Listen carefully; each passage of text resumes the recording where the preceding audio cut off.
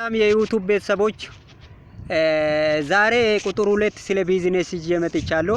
ባለፈው ቁጥር 1 ላይ ሰዎች እንዴት ቢዝነስ ይጀምራሉ፣ ለምንስ ይወድቃሉ፣ እንዴትስ ወድቆ መነሳት ይችላሉ የሚለው ላይ ብዙ አወርተናል። መጀመሪያ በቁጥር 1 ላይ እንዳወራ ነው ምርጫ ነው የሰው ችግር የሚፈታ መሆን አለበት ቢዝነስ የምትሰሩት። ሁለተኛ ደግሞ ምንድነው ዝግጅት በገንዘብ በአእምሮ በፕሮፖዛል ፕላን ምናምን ዝግጅት ማድረግ አለባችሁ ብለናል። ዛሬ እንግዲህ በቁጥር 2 ደግሞ ባለፈው እንዳልኩት እኔ እውነተኛ ታሪክ ላይ የተመሰረተ ዓለም ላይ ስኬታማ የሆኑ ሰዎች ምስጢርና ተሞክሮ ይዤ ነው የመጣሁት እና እነዚህ ዓለም ላይ ስኬታማ የሆኑ ሰዎች የሚስማሙበት በቁጥር 1 ትንሽ አወርተናል። አሁን በቁጥር 2 ደግሞ ያው እንዴት ወደ ቢዝነስ ዓለም ከገቡ በኋላ ደግሞ እንዴት ቢዝነሳቸውን ማስቀጠል ይችላሉ የሚለው እናያለን። ቴንኪው ከኔ ጋር ሆኑ። ላይክ ፎሎ ሼር አድርጉት። ብዙ ቪዲዮ ለልቃለሁ። ወደፊትም ብዙ ምርጥ ሀሳብ ይዤ ተዘጋጅቻለሁ። ላይክ ፎሎ ሼር አድርጉና ተባበሩኝ። ምንድነው እንግዲህ ሰዎች አሁን መረጣችሁ ዝግጅት አድርጋችሁ ቢዝነስ ዓለም ከገባችሁ በኋላ ብዙ ሰዎች ወደ ቢዝነስ ዓለም ከጀመሩ በኋላ ከሰዎች ብዙ ፖዚቲቭ ነገር ወይም ኮምፎርት ዞን ይጠብቃሉ። ግን ነገሩ በተቃራኒ ነው። ብዙ ታሪክ ዓለም ላይ ስኬታማ የሆኑ ሰዎች ብታነቡት ታሪካቸው ይሄን የሚባል በጣም ከባድ ያለፉት ትልቅ ዋጋ የከፈሉ በአእምሮ ማሰብ የሚከብድ ችግር ዋጋ የከፈሉ ሰዎች ናቸው አላይ ስኬታማ የሆኑትና እንግዲህ ቢዝነስ ሲጀምሩ ብዙ ሰዎች ፖዚቲቭ አይሆኑም። ክሪዝም ይኖራል። ከሰው ማራቅ፣ መገፋት፣ ከሰው ማናቅ፣ መቸገር ብዙ ነገር ያጋጥማቸዋል። ብቻ ወደፊት ስኬታቸውን በምናብ ያሰባችሁ ወደፊት መቀጠል አለባችሁ ነው የሚሉት እነሱ። ምን ይላሉ እነዚህ ሰዎች ዓለም ላይ ስኬታማ የሆኑ ሰዎች ምንድነው የሚሉት የሚስማሙበት ቴምፖራሪ ዲፊት ኢዝ ኖት ፐርማነንት ፌሊየር ነው። ምን ማለት ነው? ጊዜያዊ ውድቀት ማለት ዘላለማዊ ውድቀት ማለት አይደለም። ስለዚህ ለነገን እያሰብክ ወደፊት ተጓዚ። ፖዚቲቭን እየወሰድክ ኔጌቲቭን እየተውክ ወደፊት መጓዝ አለበት ነው የሚሉት።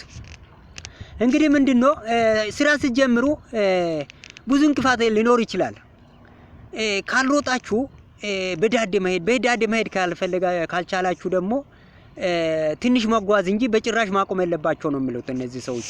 እነዚህ ዓለም ላይ ስኬታማ የሆኑ ሰዎች በተለይ መጽሐፋቸው እዚህ ያለ እነዚህ ለምሳሌ ይሄ መጽሐፍ ዳዊት ድሪምስ ነው።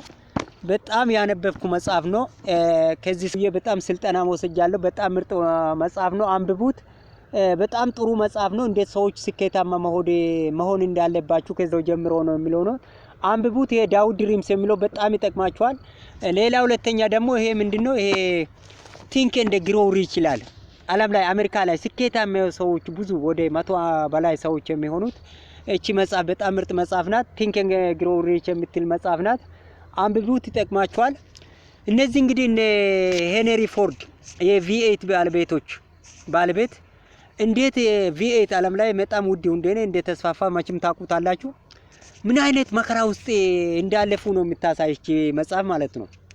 መጀመሪያ ይሄ V8 ባለቤት ካምፓኒው የሰራተኞቹ ጋራጅ ሰራተኞች ኢንጂነሪንጎቹ ይሄ V8 ማለት 8 ሲሊንደር እንዴት አንድ ብሎክ ላይ መስራት እንዳለበት ሐሳቡ ሄነሪ ፎርድ ሳመጣ ሁሉም ሰራተኞች ኢንጂነሮች ተቃውሞ በጭራሽ አንድ ብሎክ ላይ እንዴት V8 መስራት ይችላል ብሎ ግን ጎ ይሄድ አለ ይሄ ሰውዬ ሄነሪ ፎርድ።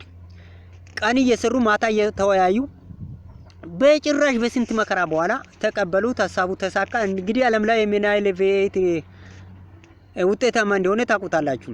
ይሄን ቶማስ ኤዲሰን ታሪካችሁ ታውቃላችሁ። ስንት መከራ ስንት ሺህ ሙከራ ውስጥ አልፎ ለዓለም ብርሃን እንደሆኑት እነ ጃከማ ቻይና ሀብታም ብዙ ዓለም ላይ ስኬታማ የሆኑ ሰዎች ብዙ መከራ ውስጥ ያለፉ ናቸው።